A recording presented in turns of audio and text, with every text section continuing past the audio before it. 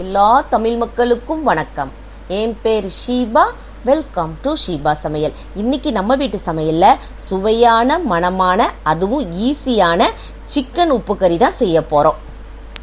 First இந்த recipe பண்ணுறதுக்கு ஒரு கடாயில் 4 ஸ்பூன் எண்ணெய் சேர்த்துக்கோங்க. இன்னும் நல்லா சூடேறவும் 1 ஸ்பூன் சோம்பு சேர்த்து பொரிய விடலாம். அடுத்ததாக எந்த அளவுக்கு சிக்கன் சேர்க்குறோமோ அந்த அளவுக்கு சின்ன வெங்காயம் சேர்த்துக்கோங்க. அது கூட 2 எண்ணுக்கு கருவேப்பிலையும் சேர்த்துக்கோங்க. இந்த ரெசிபியை சின்ன வெங்காயத்தில் செஞ்சீங்க அப்படின்னா டேஸ்ட் ரொம்ப நல்லாயிருக்கும். இது நல்லா சாஃப்டாக இந்த அளவுக்கு வதக்கி எடுத்துக்கோங்க. அடுத்ததாக 2 ஸ்பூன் அளவுக்கு இஞ்சி பூண்டு பேஸ்ட்டு நல்லா ஃப்ரெஷ்ஷாக அரைச்சி சேர்த்துக்கோங்க.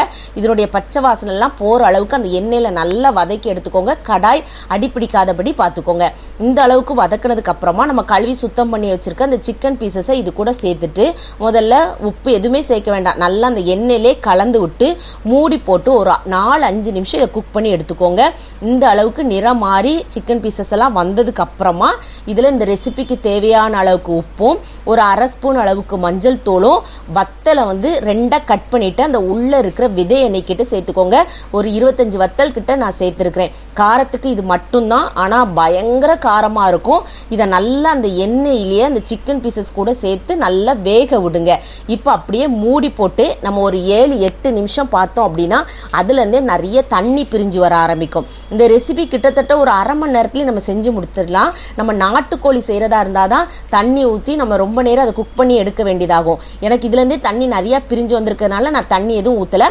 உங்களுக்கு தண்ணி அந்த அளவுக்கு பிரிஞ்சு வரலன்னா ஒரு 1/2 டம்ளர் அளவுக்கு தண்ணி சேர்த்துக்கோங்க.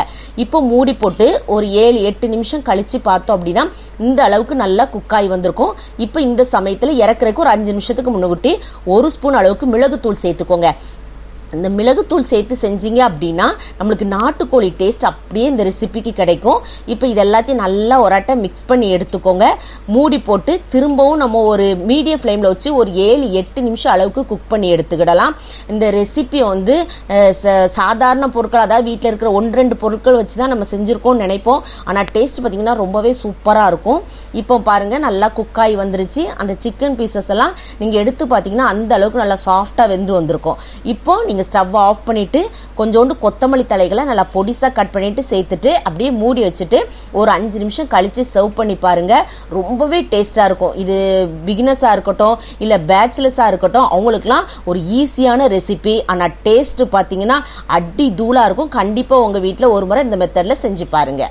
செஞ்சு பார்த்து உங்கள் ஃபீட்பேக்கை கமெண்ட் பாக்ஸில் சொல்லுங்கள். வீடியோ பிடிச்சிருந்தா லைக் பட்டனில் தம்ஸ் அப் கொடுத்துருங்க. தம்ஸ் அப் கொடுத்த கையோடு உங்கள் ஃப்ரெண்ட்ஸ் ஃபேமிலியோடு ஷேர் பண்ணிடுங்க. ஃபர்ஸ்ட் டைம் வியூவராக இருந்தால் சப்ஸ்கிரைப் பண்ணி சப்போர்ட் பண்ணுங்கள்.